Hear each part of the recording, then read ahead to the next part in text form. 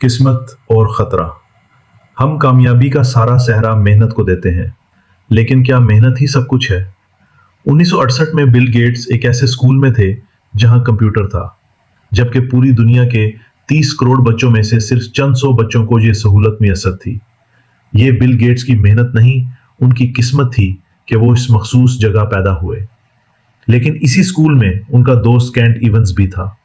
وہ بل سے بھی زیادہ ذہین تھا، لیکن وہ گریجویشن سے پہلے ایک حادثے میں فوت ہو گیا۔ اسے خطرہ ملا، ایک کو قسمت ملی، دوسرے کو خطرہ۔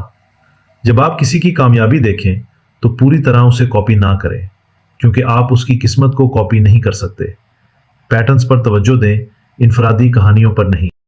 آپ کا امیر ہونا اس بات پر منحصر نہیں کہ آپ نے کتنی بار صحیح فیصلہ کیا، بلکہ اس بات پر ہے کہ جب آپ صحیح تھے تو آپ نے کتنا بڑا سکور کیا۔